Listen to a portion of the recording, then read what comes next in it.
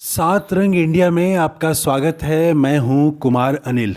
कुछ ही घंटे बाद 5 राज्यों के चुनाव परिणाम आने शुरू हो जाएंगे। मिजोरम को छोड़ दें तो बाकी के 4 राज्यों में 2 में कांग्रेस को मजबूत बताया जा रहा है। छत्तीसगढ़ और तेलंगाना में कांग्रेस की जीत की संभावना जताई जा रही है।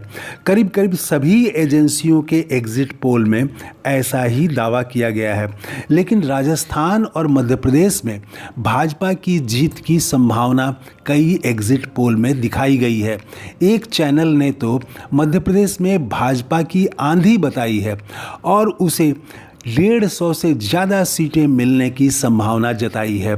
तेलंगाना और छत्तीसगढ़ में अगर कांग्रेस जीत गई लेकिन मध्य प्रदेश और राजस्थान में हार गई तो देश में जाति गणना का मुद्दा कमज़ोर हो जाएगा। कांग्रेस ने और ख़ास करके राहुल गांधी ने चारों राज्यों में जाति गणना को बड़ा मुद्दा बनाया था।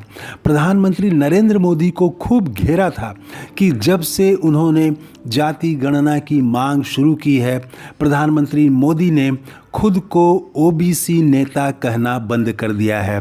अब वे कह रहे हैं कि देश में एक ही जाति है, वो है गरीब की जाति। गरीब ही एक जाति है। अगर राजस्थान और मध्य प्रदेश में भाजपा जीत गई तो जाति गणना पर प्रधानमंत्री की वैश्विक छवि की चर्चा भारी पड़ जाएगी। राम मंदिर की चर्चा तेज हो जाएगी।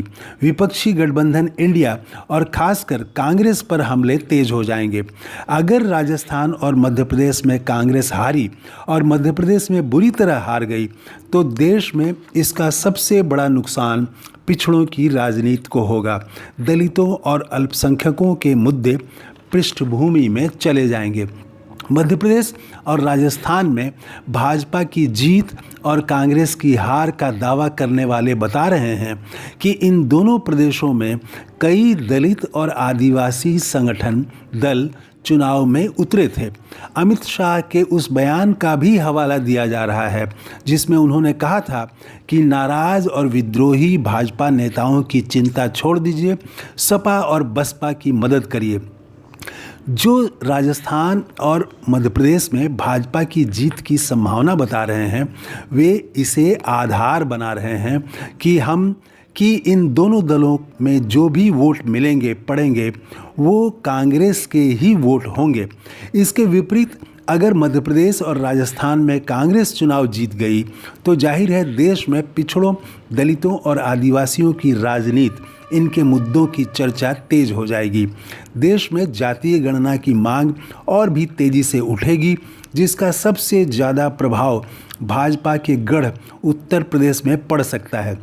इन दोनों प्रदेशों में कांग्रेस की जीत का अर्थ होगा कि भाजपा को राम मंदिर के भरोसे चुनाव जीत जाने का भरोसा कमज़ोर हो जाएगा।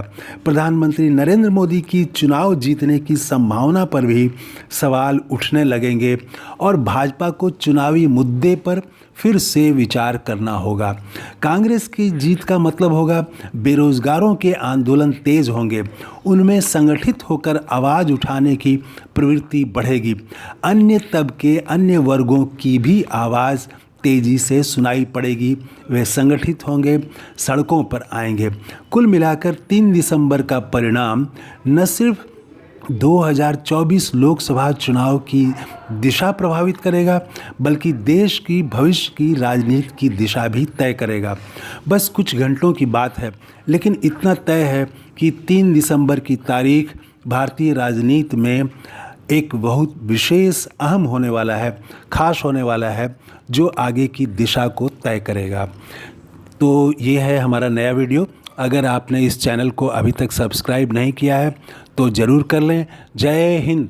Thank you. धन्यवाद।